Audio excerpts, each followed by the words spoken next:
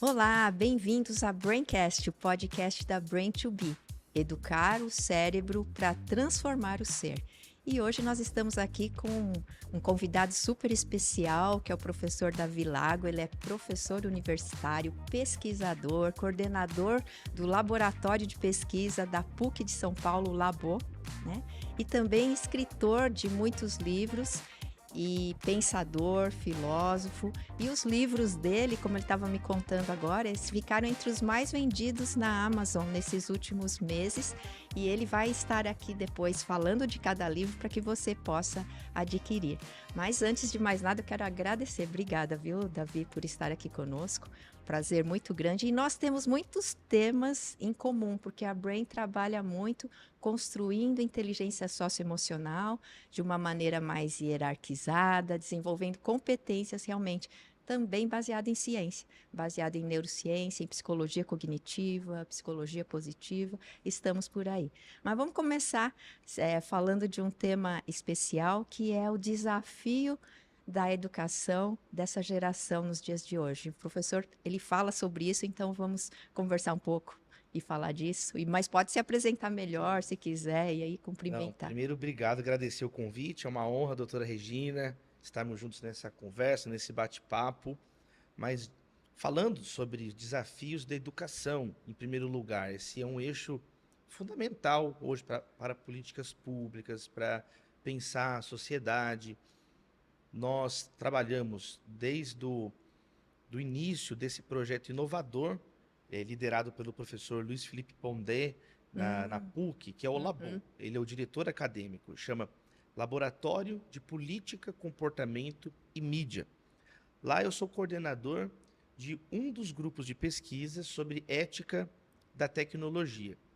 Mas o Labo, ele é um exemplo de adequação, de adaptabilidade aos desafios da educação no mundo atual. Nós temos hoje um esfacelamento do paradigma chamado disciplinar, que Uhum. surge, né, com a universidade moderna e é aperfeiçoado com as reformas napoleônicas na França, né? Napoleão, ele departamentalizou as universidades. Esse exemplo foi seguido e aprofundado pelas faculdades e Uhum. universidades na Alemanha e meio que se tornou o padrão, né? Especialmente no século XIX, século XX.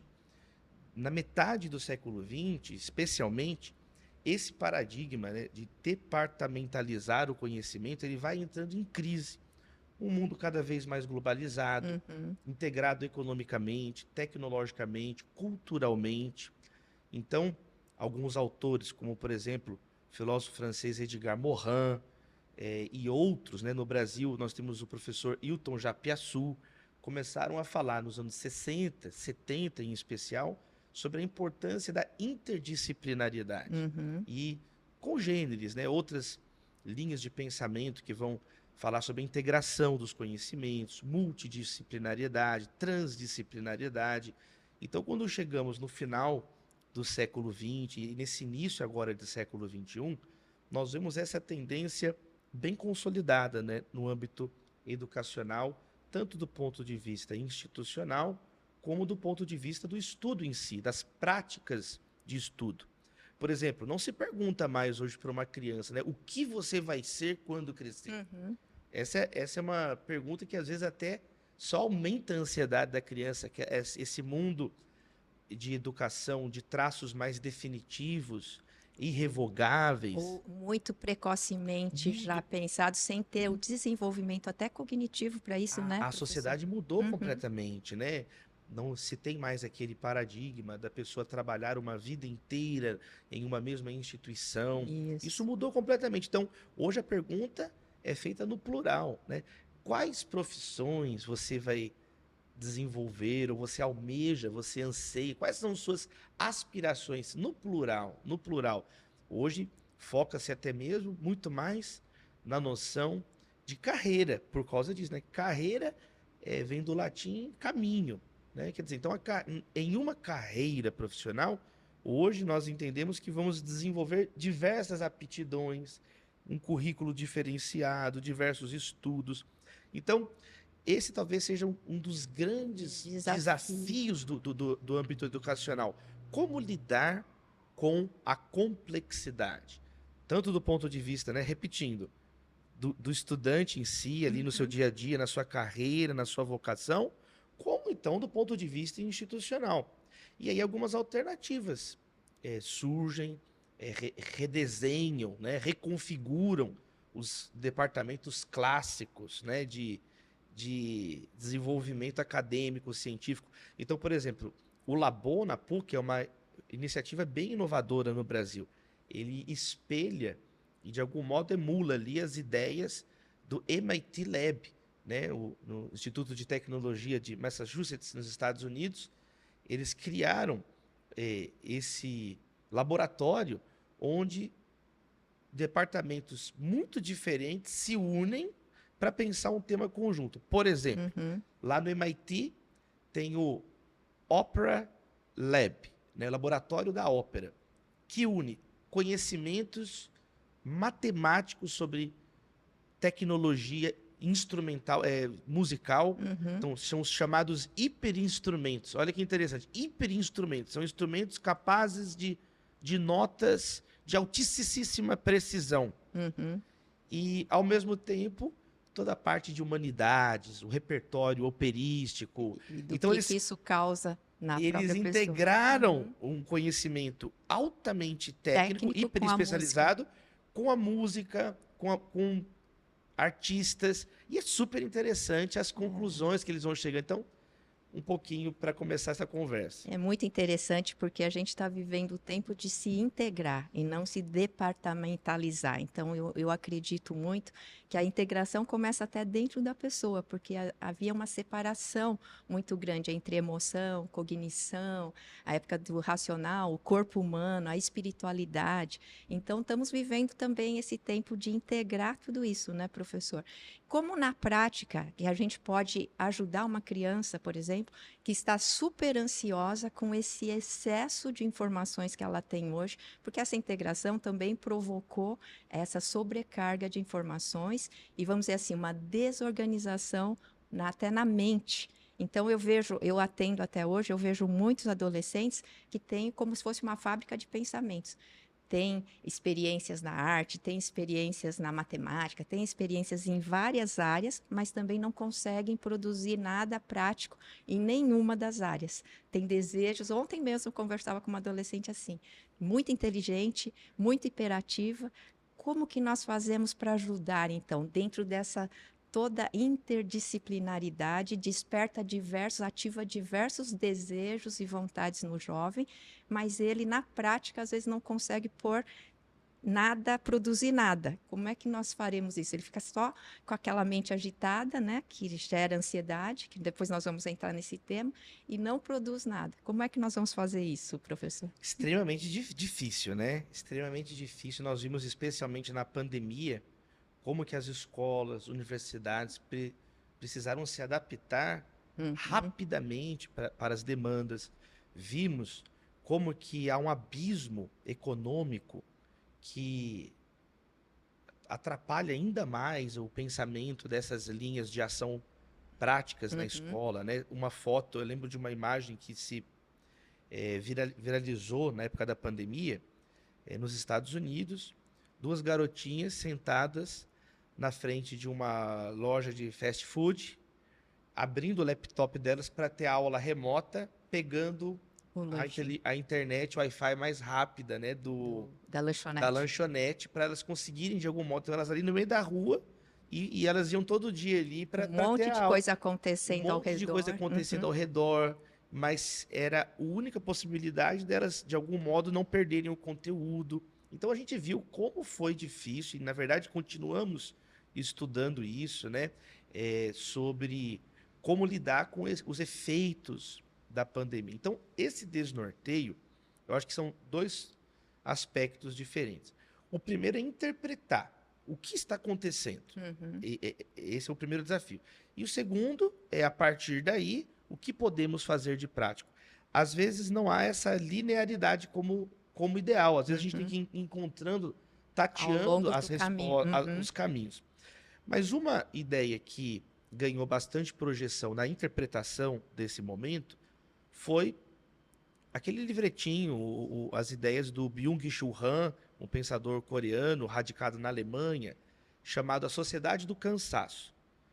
E popularizou, especialmente no Brasil, a editora Vozes publicou sistematicamente as palestras desse autor, e elas estão ganhando uma projeção cada vez maior nos últimos 10 anos, praticamente, né? 8 a 10 anos. E o Chul Han ele vai dizer o seguinte: nós saímos de uma sociedade disciplinar, com excesso que ele vai chamar de negatividade, quer dizer, as crianças eram mais tolhidas, o que a gente estava falando. Reprimidas, menos possibilidades.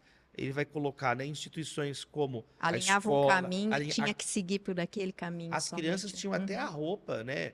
Assim, a roupa de usar para sair, a roupa de usar na escola, a roupa de ir na igreja, tudo já estava meio que previamente determinado, né? Uma sociedade disciplinar. E ele diz que nós vamos, enquanto sociedade contemporânea, caminhando para um lugar que mudou. Agora há um excesso não de negatividade, mas um excesso de positividade. Você pode empreender, você tem acesso a diferentes conteúdos na internet. Então a criança vai saindo de um mundo com tudo muito predeterminado para um mundo que é o oposto, onde há um excesso de possibilidades tão avassalador que ela não consegue tomar decisão. Que ela fica sobrecarregada agora com a chamada, então, positividade, né? O Chul Han usa algumas categorias do filósofo Michel Foucault e faz uma adaptação a essas questões. E aí, então, assim, é interessante, né? Essa maneira dele entender. Não que ela seja isenta de críticas, né? Porque ele diz que nós saímos de um paradigma que ele chama imunológico, da questão de bactérias e vírus. De acordo com o Chul Han, o ser humano, a sociedade contemporânea, venceu as doenças virais e bacteriológicas, e aí caminha, então, para as doenças psiquiátricas, da ordem da psique. Bom, a gente viu como a pandemia... O Covid derrubou um pouco essa teoria. O Covid derrubou. Ele escreveu um artigo depois para o País. Deixou todo mundo... porque até o Chul Han foi pego com a calça curta nessa... a pandemia, né? Mostrou que não era bem assim como ele colocou. Isso. Tem até um tão controlado assim, não estava tão controlado assim. Né? Às vezes, por isso que é interessante ver como que às vezes a nossa análise está falha. E o ser humano se achando no controle. Ele fala, ele começa, esse é o pressuposto do ensaio dele. Aí o professor Andrei Venturini, um filósofo brasileiro, colega nosso lá na PUC, também escreveu sobre isso, acabando, né, com o Chul Han, questionando, ironizando, mas penso também que não vamos jogar no lixo toda a análise. É interessante. É uma jornada, né? É uma jornada. Foi vencendo mas esse acho que é o ponto inquestionável, né? Se superou a bactéria e o vírus, talvez não. Talvez seja um salto exagerado. Não totalmente. Superamos bastante, né? Superamos bastante. Mas eu acho que essa é a primeira leitura. Um mundo com mais possibilidades. Um mundo com mais... Então, surge essa demanda de como gerenciar tantos caminhos. Esse excesso. Como gerenciar? E aí você vê, agora na parte prática, as escolas tateando. Por exemplo, leis foram aprovadas na Flórida, nos Estados Unidos, proibindo o celular para crianças, acho que é 14, 15 anos, 16, não lembro exatamente, mas proibindo o uso de mídias sociais na escola, enquanto outras falam que não, as mídias expandem o modo de aprendizado. Aí vem outros da neurociência falando que não, que quando você tem contato com a interface tecnológica, você veda o desenvolvimento de certas partes do cérebro que só são estimuladas tatilmente, né? Com criança rasgar, colorir, pisar na terra, não estar emparedada. Sensoriais. Um pouco mais sensoriais e de experiência. Isso, porque o cérebro tem umas partes diferentes, exatamente ligado com as sensações. E para que ele desenvolva, acho que de uma forma mais íntegra, né? Inteira, você não pode desenvolver só um lado, que é só o lado que mexe com o digital, com os estímulos, com a mudança rápida, né? Então, acho que isso tudo está incluído. A filósofa Martha Nussbaum também se envolveu num debate muito interessante durante o governo Obama nos Estados Unidos, porque O governo Obama colocou Singapura como referência paradigma educacional, aquela questão de educar a criança como uma resolvedora de problemas, né? Problem solver, né? É o termo que eles utilizam para, quer dizer, uma educação baseada em resolver problemas, quer dizer, uma educação técnica, tecnicista. E a filósofa Martha Nussbaum E que falou, leva para um pouco para o negativo, né? ela né, pegou e pastor? falou, Porque você só olha o problema só e o olha o defeito. problema. E ela questionou que esse tipo de solução que você escanteia, coloca para escanteio as humanidades, as artes, a cultura, pode ser danoso para a própria democracia, ela vai argumentar. Essa coisa, não, a arte, para que isso? Isso aí é uma questão muito subjetiva, para que pensar sobre as religiões, sobre a literatura, isso é perda de tempo, vamos só desenvolver. Ela mostra que, na verdade, isso é uma panaceia. Por quê? Se você não tem crianças, cidadãos em formação com capacidade empática, você vai corroendo o ambiente democrático, o ambiente de liberdade, onde as ciências florescem. Então ela mostra que há uma conexão da educação. Não existe essa duplicidade, essa divisão só técnico em detrimento da humanidade. Ela diz que no médio e longo prazo isso se volta. Ela faz uma argumentação interessante. Tem uma obra, o livro que ela debate isso chama Sem Fins Lucrativos. Por que a educação precisa das humanidades? Publicado já em português pela editora Martins Fontes no Brasil. Então, assim, respondendo, talvez com algumas pistas, né, doutora? Eu acho que a gente não tem respostas prontas no momento. Mas só da gente ver esse debate, aqui tem uma coisa muito prática. Não sermos arrogantes De achar. com respostas definitivas em um momento de tanta mutação tecnológica e cultural. Nós estamos no começo disso tudo. E a valorização do ser humano. Eu falo da sustentabilidade do ser humano, né? Esse é o ponto. A gente está falando de sustentabilidade do ambiente e tudo, mas temos que nos preocupar com a sustentabilidade do ser humano. E eu acho que coisas importantes para o ser humano têm que ser consideradas nesse processo educacional. Isso é legal, porque acho que a educação hoje está falando de uma educação do ser integral, assim como a medicina está falando da medicina integral. Acho que nós estamos vivendo essa fase de olhar faces diferentes do ser humano e valorizar e equilibrar. Eu vejo, não sei, qual que é a sua opinião? A minha opinião é que o equilíbrio é muito importante. Tanto é importante a parte técnica, porque senão nós criamos pessoas que pensam, têm sensações, têm experiências, mas não conseguem transformar nada em algo prático e produtivo. Eu acho que tem os dois lados, né? Porque a gente também começa a perceber a invasão da ansiedade através dessa sobrecarga. E as crianças super ansiosas também, que também não conseguem chegar a lugar nenhum. Né? Antes era tal, muito limitado, ela tinha um caminho. Eu digo até que a pessoa fazia contabilidade, ela ia a vida inteira com aquele curso que ela fez na faculdade, sobreviver, criar família. Ele não precisava mais se preocupar. Hoje não, ele fez contabilidade, daqui a pouco mudaram-se todas as regras, mudou a metodologia, muda a forma, a economia, ele tem que entender de diversas coisas. Então, isso vai gerando muita ansiedade, né? Que é o tema do seu livro.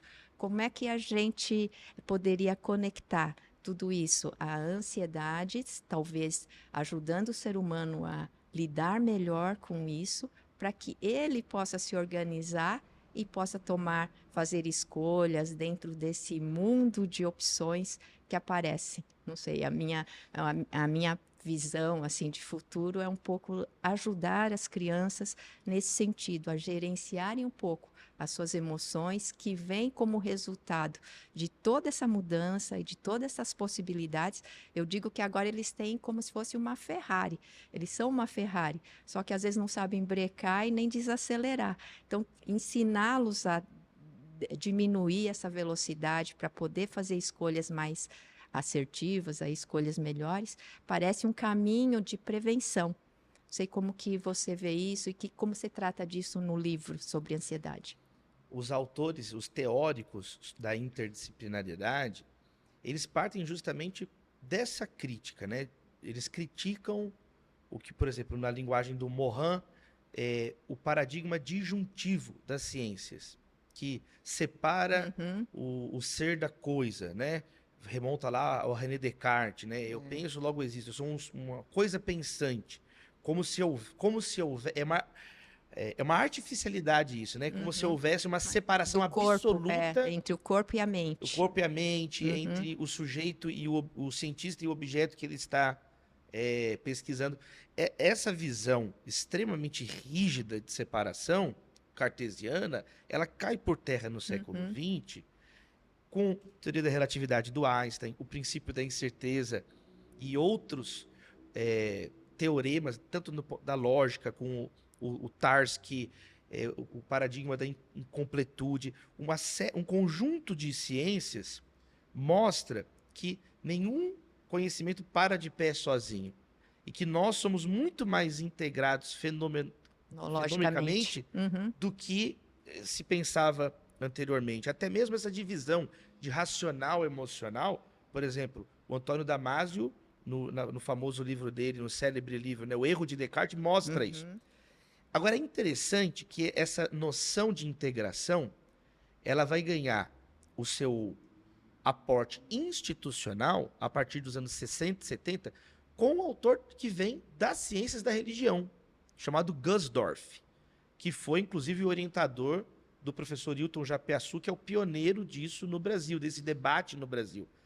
Então, as espiritualidades, por sua vez, as religiões, por sua vez, sempre vão apontar para uma espécie de integração. Então, penso eu que também não é por acaso que vem dali da espiritualidade Com certeza. a matriz de pensar em termos o ser de uma forma holística, né? De uma forma holística.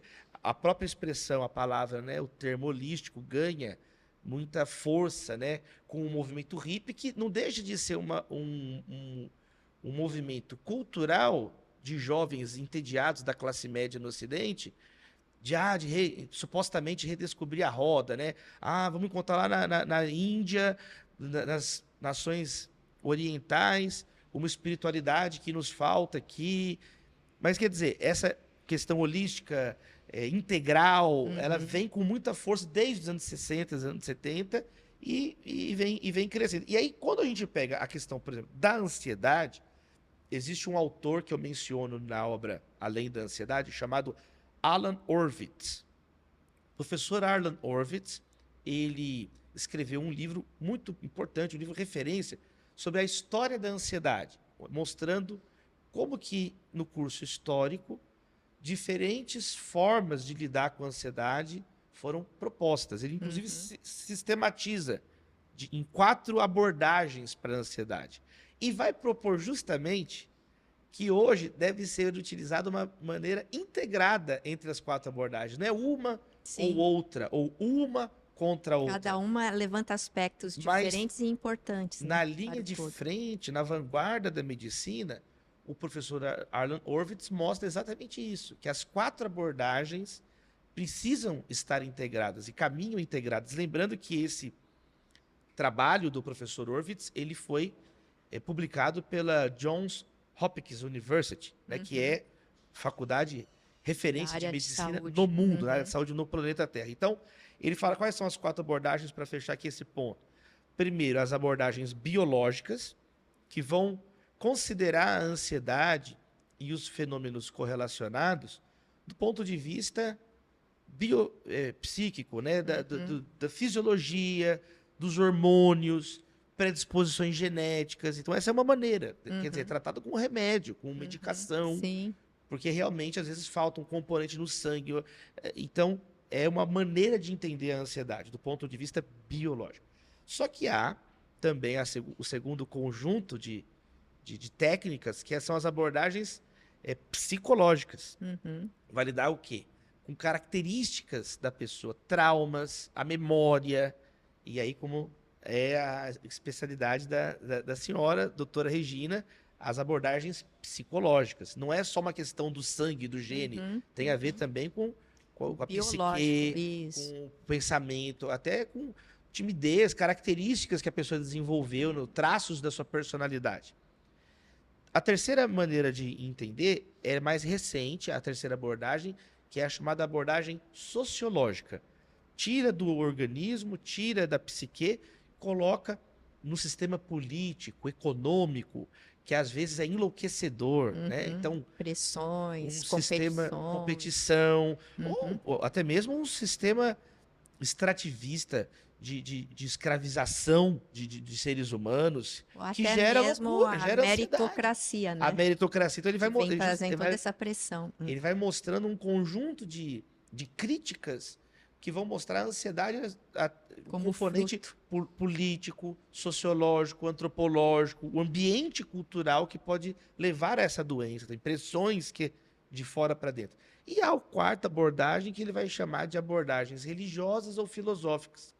Porque ele diz o seguinte, mesmo em sociedades economicamente desenvolvidas, com pessoas que têm acesso à medicação e aos Uhum. melhores tratamentos terapêuticos e psicológicos, ainda assim existe Isso, e ansiedade, está crescendo. né? Por exemplo, entre as 5 nações mais ansiosas do mundo, você vai encontrar, de acordo com a Organização Mundial da Saúde, por exemplo, Austrália, Nova Zelândia, que são nações economicamente desenvolvidas, Uhum. com alto índice de desenvolvimento humano, IDH, qualquer critério que coloque, você vai ver como que existe até agora o índice de felicidade, já viu? Tem o Isso, índice de já. felicidade das cidades, Uhum. índices novos tentando compreender, e ainda assim há pessoas ansiosas que se matam. Então, o professor Alan Horvitz diz que são necessárias, às vezes, respostas que o ser humano busca para o sentido da sua própria vida. Sim. E aí ele coloca no plano da filosofia e das religiões o que ele vai chamar, então, dessa abordagem existencial Uhum. para a ansiedade. E aí ele diz, é uma ou outra? Não, são todas integradas. Então, Uhum. a E importância para cada um, de isso. integrar esse E, conhecimento e e entender enfrentar a quem é ansiedade. o que está com ansiedade, né?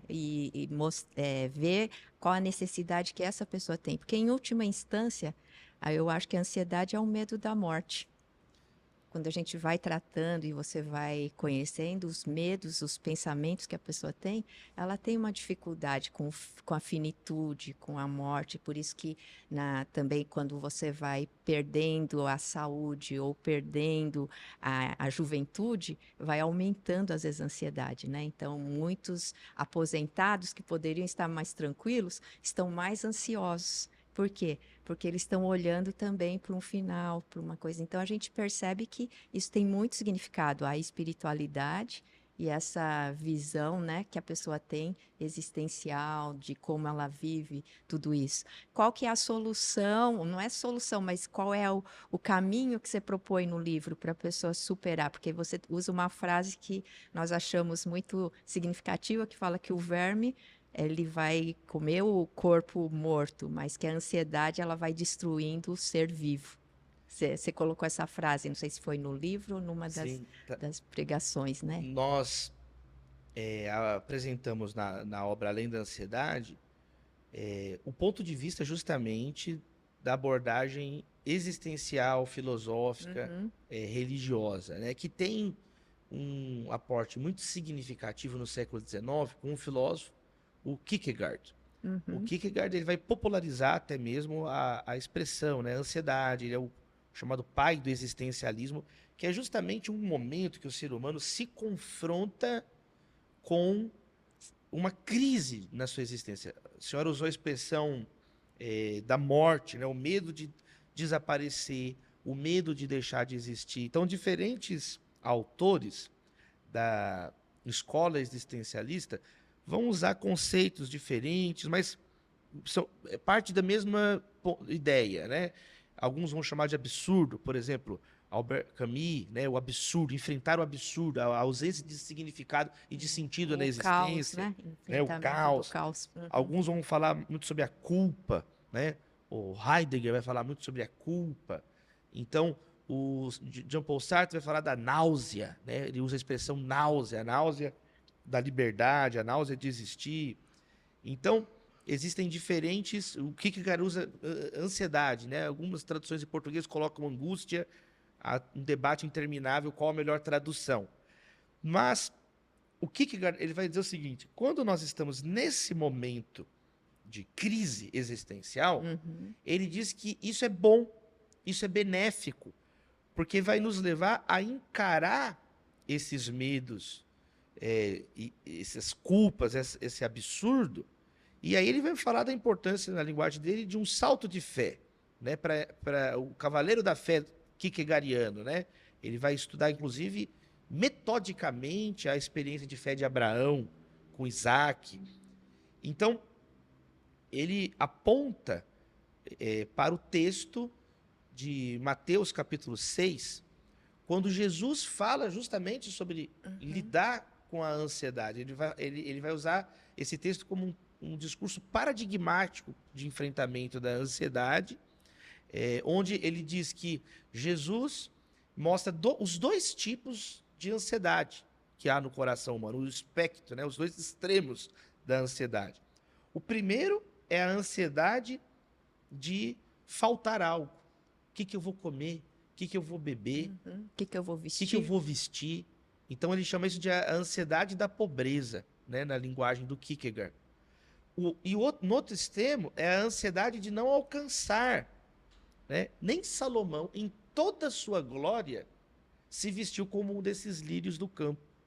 Então ele aponta que é a ansiedade das riquezas. Do sucesso. O sucesso, aquilo que eu me propus fazer, o senso de realização e de competência que a pessoa tem. O que você acreditou sobre a sua vida e sobre sua existência. Sobre a né? sua existência. Que começa a ser questionado. Começa a questionar. Então o que ele parte de desse espectro? Olha, Jesus ele aborda aqui a vida humana de um modo diferente, de um modo original.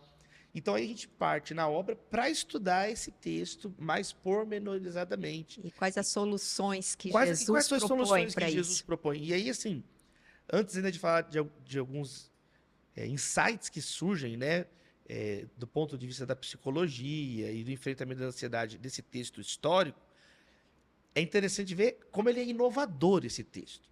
Por exemplo, observar as aves e a natureza como um ponto de partida para refletir, isso já existia, até mesmo no livro de Provérbios. É o mindfulness da época. Isso você encontra essa sabedoria na própria cultura de Israel. Jesus retoma, né? Mas o Provérbios fala, observe a formiga, ó preguiçoso, está repleto de sabedoria no livro de Jó, no livro dos Salmos. Só que Jesus ele encara de um modo inovador, porque Jesus ele personifica o dinheiro no começo do discurso e o amanhã no final do discurso. Isso é novo. Isso é novo. Jesus ele vai falar, você não pode servir Deus e Mamon. Mamon é uma palavra em aramaico que significa propriedade, prosperidade, posses, dinheiro e correlatos. Então ele personifica que interessante, o dinheiro como um pseudo-deus, onde a pessoa coloca a confiança dela em algo que é roubado, furtado, destruído por a ferrugem.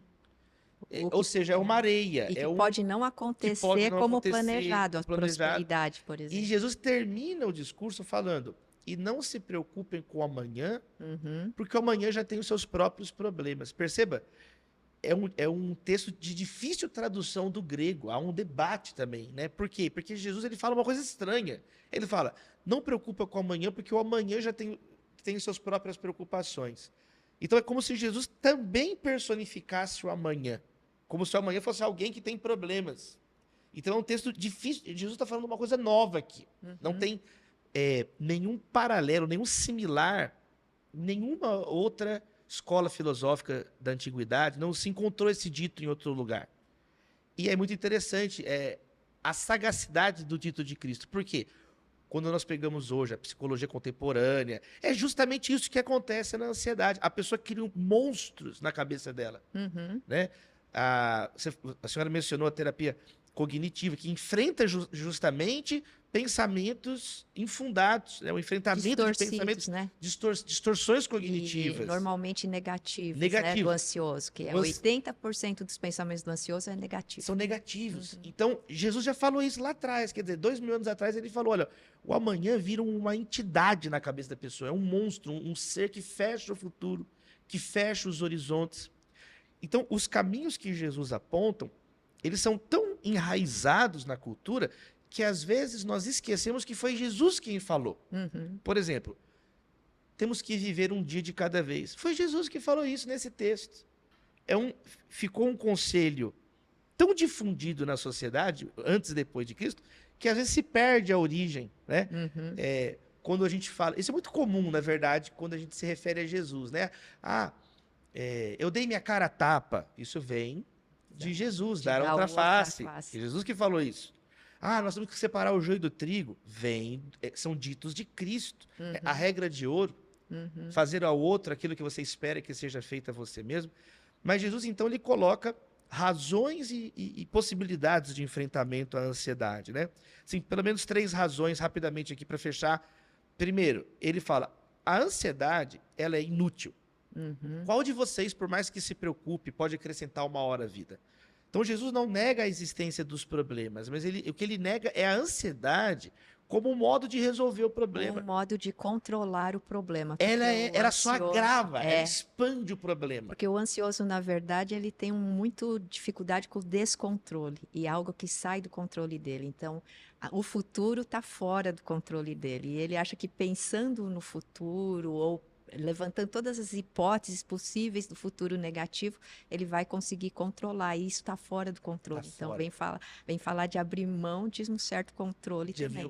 De entender a vida, né? A vida, você querendo ou não, ela vai acontecer. Então, Jesus, ele desarma os seus ouvintes, seus discípulos, os que se propõem a seguir o seu estilo de vida, né? Que ele está apresentando aos meus discípulos, vão seguir meu caminho. E o caminho dele é esse. É um caminho que você primeiro entende, então, que a ansiedade não é uma maneira de enfrentar. Vamos dizer assim, a ansiedade em excesso, né, professor? Porque você prevê um pouquinho o futuro para levar um guarda-chuva se vai chover, ou você... Esse é um ponto importante. Esse é um ponto positivo, que é uma capacidade humana de prever o seu futuro para se prevenir e solucionar alguns problemas aqui. Só que isso levado a extremo é a ansiedade doentia. Sim, né? Por isso que ele diz, por mais que se preocupe, não é a preocupação não é um fim em si mesmo. Isso. Ela não é capaz de dissipar o problema futuro.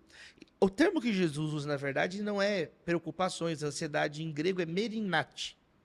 Merinate é um termo em grego que é neutro no grego, que a gente traduz como cuidados da vida, preocupações ou ansiedades. O Novo Testamento fala, inclusive, de boas preocupações. As naturais. Merinates. Exemplo, Filipenses 2:20. Quando se diz que, Paulo fala assim, não tenho ninguém como Timóteo que se preocupa sinceramente com o bem-estar de vocês. Aqui, merinate é usado como algo positivo, se preocupar, a preocupação no sentido, como a senhora bem colocou, de responsabilidade. Essa mesma ideia é colocada por Paulo em Coríntios, quando ele fala que os membros do corpo se preocupam uns com os outros. Então, e Efésios, talvez no texto que fala para o homem se preocupar com as coisas comuns do dia a dia, não sei se essa é a palavra também. Eu não acho que não é merinate que aparece lá, mas é o mesmo princípio, né? A ideia é o conceito que a Bíblia apresenta muito claro de preocupação. Tiago fala isso explicitamente quando ele fala, o problema não é planejar, o problema é planejar sem Deus. Então vocês devem dizer... Ou em excesso, né? Ou querendo controlar o incontrolável, talvez. Por outro lado, nitidamente, há preocupações que são malignas, são perversas. E Jesus combate, ele fala, a palavra que mais se repete nesse texto do Sermão do Monte é a palavra não. Que em grego, doutora, é não mesmo. É não se preocupe. Não tem segredo, existe uma interdição a um tipo de preocupação. Qual é essa preocupação? É a preocupação que divide o coração. Então, é o que divide. A pessoa não sabe se serve Deus, se serve o dinheiro. Então, não dá para andar em 2 direções ao mesmo tempo. A pessoa vai se partir no meio. Então, é essa ansiedade que Jesus combate. É a mesma ansiedade combatida no episódio de Marta e Maria, em Lucas, capítulo 10, verso 42, 3, ali em diante, quando ele fala, Marta, Marta, você está preocupada, merinate, com muitas coisas. Uma só é necessária. Então existe uma preocupação necessária, né? A preocupação que Jesus está combatendo é justamente essa preocupação excessiva. Isso.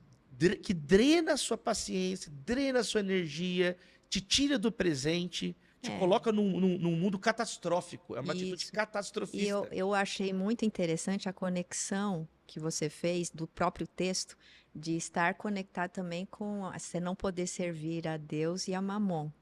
E, na verdade, fazendo uma análise rápida da igreja hoje, que muitas vezes fica estimulando muito fortemente a prosperidade, eu acredito na prosperidade e acho que a prosperidade é muito positiva para todos nós, mas quando você persegue a prosperidade como alvo de vida, você pode entrar num processo ansioso.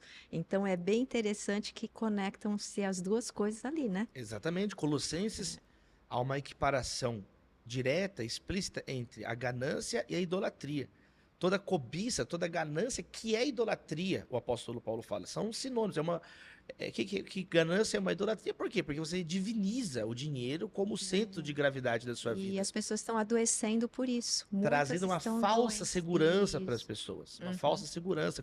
São como correntes que vão sendo colocadas no nosso coração e vão apertando o coração e te escravizam aquilo. Uhum. Então, assim, esse tipo de ansiedade é combatido por ser inútil, por acabar com o seu testemunho, né, a sua reputação. Jesus diz, os pagãos é que estão assim. Quer dizer, é um comportamento de uma pessoa destituída da graça de Deus, é uma Sem pessoa que fé. está sem fé. Então, Jesus ele fala, ó, você não, ele interdita esse comportamento também como um contraponto à fé. Ele chama homens de pequena fé. Isso. Tem uma frase do George Miller, pai dos orfanatos modernos, servo de Deus. Já as milhares de respostas de oração. Né? Alguns chamam ele de o apóstolo da fé. Uhum. E o George Miller ele diz exatamente isso. Ele fala, olha, quando você perceber no seu coração que está crescendo a ansiedade, é um sinal que está diminuindo a fé. Uhum. Agora, se aumentar a fé, é um sinal que está diminuindo a ansiedade. É inversamente proporcional. Como que nós podemos, então, enfrentar? Há muita coisa a ser dita, mas podemos destacar, né, que Jesus, primeiro, ele ensina o estabelecimento de prioridades. Quem não tem prioridade, estamos vendo, ele quer seguir todas as direções ao mesmo tempo. O propósito, né? Dentro disso. Então, se torna uma pessoa fragmentada, um coração, uma mente fragmentada, E ansiosa, muito vulnerável triste. aos estímulos sociais, né? Muito vulnerável a tudo que vem, seja por vias de mídias sociais, isso você precisa isso, você precisa aquilo. Então, você vira uma vítima do próprio marketing, vamos dizer assim, que Exatamente. quer te usar para comprar coisas, né? Você fica, inclusive tem uma indústria da ansiedade, né? As pessoas ganham dinheiro com isso que não resolve, coisas que não resolvem o problema, né?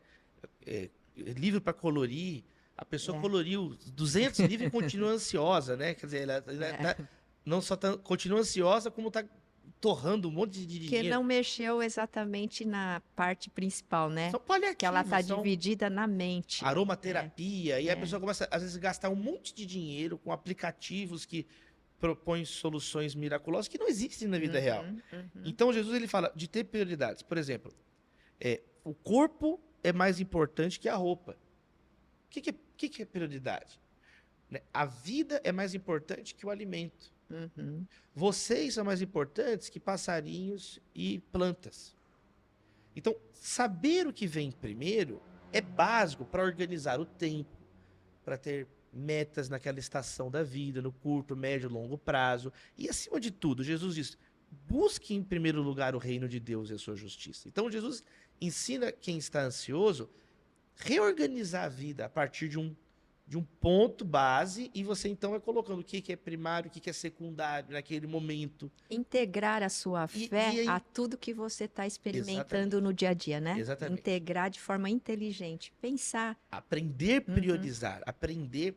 Um grande problema de muitas pessoas, agora falando bem aqui como um pastor, há 23 anos pregando e aconselhando pessoas, eu percebo assim, nas novas gerações, que muitos jovens até conseguem estabelecer metas, e metas inteligentes. Eles têm metas para a vida e tal. O que eu percebo é que há um conflito de metas. E aí a meta dele em uma área da vida é inimiga da outra meta na outra área da vida. Então, há tantas metas que a pessoa não consegue alcançar nenhuma, porque ela só consegue concentrar em uma coisa por vez. O mito, né, do multitasking, da pessoa multitarefa, né, não A Foi neurociência já derrubado, isso aí foi derrubou isso. derrubado. Não existe pessoa, eu sou bom em fazer muitas coisas. Não, você é ruim em várias coisas. Não existe Está isso. Tá dividindo o seu dividido. recurso em Está vários. dividido. Então você precisa. Nós temos uma quantidade limitada de atenção por dia. O cérebro humano precisa descansar por causa disso. Você nunca pode deixar para tomar decisões sérias, importantes, cansado. No final do dia você vai tomar as piores decisões possíveis. Então, priorizar qual meta é prioritária nessa estação. Deus fez um mundo com estações. E um tempo como esse, isso é muito importante, porque você é inundado de todo tipo de estímulo. Se você não tem prioridade, É uma sobrecarga você cognitiva, entra e exatamente. começa a ler, você vai ler desde receita, exercício físico, filosofia, religião, pregação. Você vai inundar a sua mente, você não sabe o que é prioridade. Aquilo tudo fica competindo pela sua atenção, isso vai competir pela sua energia, né, do cérebro, então tudo isso vai gerando uma exaustão. Por isso que a gente está completamente exausto, não é, professor? Exatamente. Então isso nós estamos vendo no dia a dia. Não confundir integração de conhecimentos com dar tiro para todo lado. São coisas completamente... São falta de prioridade completamente e de meta, né? Falta de meta, prioridades. Deus... você não demora a aprender isso quando lê a Bíblia. Deus é o grande planejador. Ele tem grandes objetivos, grandes realizações. Ele criou os céus e a terra. Eu acho tão bonito que a primeira página da Escritura mostra isso, né? O conselho de Deus. Façamos o homem a nossa imagem e semelhança. Você vê a intenção divina declarada, a realização e uma da coisa de cada vez, intenção. um dia de cada vez. Uma coisa de Não cada criou vez. tudo no mesmo dia, né? Deus chama a existência. a criação a criar junto com ele. Ele poderia ter criado tudo com uma palavra, porque ele é Deus. Mas você vê processo. o modo que ele escolheu na sua santa e sábia vontade de realizar. Ele fez um dia de cada vez. Ele criou um mundo com dias, estações e anos. Isso. Ele criou as sementes frutíferas que darão, criar junto com ele o mundo. Criou o homem para junto com ele co-criar o mundo, nomeando os animais. É tão bonito, né? Esse repartir divino com a humanidade, né? Nós somos pó e glória, né? Nós somos barro, um sopro divino. Então, quando o ansioso ele se esquece disso, esquece da limitação, das potencialidades, olha apenas os problemas, olha mais para os delírios do campo. E aí Jesus fala, não, olha os lírios do campo, né? E outra coisa que ele olha muito são só as possibilidades ruins, como diz, catastróficas, e deixa de entender que a fé é olhar aquilo que pode vir de positivo. E nós nunca sabemos o que vem amanhã, não é? Quantas surpresas você teve na vida que você nunca poderia ter planejado? Sim. Eu mesma, na minha vida, acho que nunca estaria aqui, nem sei quem planejou eu estar aqui. Sim. Foi Deus, coisas boas que vêm para nós, sem que nunca você tivesse possibilidade de levantar essa hipótese. Mas nós levantamos só as hipóteses ruins, negativas, e deixamos de ter fé naquilo de bom que Deus está planejando para nós e que vai trazer, né, no nosso amanhã. Exatamente. Então, tem que descansar nisso, né? Senão a gente morre. Vou puxar de memória, mas acho que é Provérbios 21:31, né? Se prepara o cavalo para a batalha, mas a vitória vem do Senhor. Isso. Né? Outro provérbio diz... 16:1, coração do homem pode fazer planos, no mas plural, a resposta vem do Senhor. No certa, dos singular, lábios, vem do Senhor. Então, cabe a nós, humildemente, eu tenho uma frase assim no livro: escreva seus planos a lápis, porque a borracha está na mão de Deus. Então, essa humildade também é importantíssima para as pessoas ansiosas. Porque, como acho que a senhora colocou muito bem, há uma pitada de orgulho do ansioso, porque ele quer controlar algo que ele não tem essa prerrogativa, ele não tem essa possibilidade. Nós não escolhemos nem nascer. Quer ser o Deus da sua vida, né? Nós não escolhemos existir sequer o dia que nascemos. Não escolhemos a nossa carga genética, não escolhemos nada, a família que nascemos, o dia. Então, de partida, nós somos contingentes, nós temos que entender essa limitação. Quando eu enfrentei um câncer, pastor, foi quando eu entendi isso, sabe? Eu era muito ansiosa. E eu tive até um transtorno de pânico por causa das crianças pequenas, convulsão, febre. Isso aí foi me dando essa ansiedade, mas o que me tratou muito foi o câncer. E aí, quando você tem uma surpresa tão assim, negativa, para o ansioso que já pensa, aí eu tive que trabalhar muito para dizer: olha, eu creio que não fui eu que nasci quando eu quis e nem vou morrer quando eu quero. Eu creio que eu vou morrer no dia que Deus quer. E pode ser o câncer que vai me levar, sim, mas se não for, não é o câncer que determina a minha vida, mas Deus. E tive que trabalhar isso todos os dias da minha vida. Isso já fazem 17 anos, estou aqui. Então, eu poderia ter adoecido totalmente e o câncer não me mataria, mas eu ficaria mais doente depois disso. Mas não, eu ainda fiz uma oração. Eu disse: Senhor, eu enfrento o câncer, mas por favor, não me deixe ter pânico novamente, porque o transtorno de pânico, ele é terrível, né, pastor? Acho que você nunca enfrentou, mas as pessoas que enfrentam, eu tenho pacientes que procuram com urgência, sempre eu sei, é transtorno de pânico, porque é um transtorno inutilizante e é uma sensação de morte. Então, as pessoas ficam desesperadas, não é? Mas quando elas começam a colocar confiança em Deus e a entender que o futuro não está exatamente nas suas mãos, é lógico que você pode ter planos, ter metas e alcançar muitas coisas, mas não está tudo. Nós temos notícias boas e ruins todos os dias, né?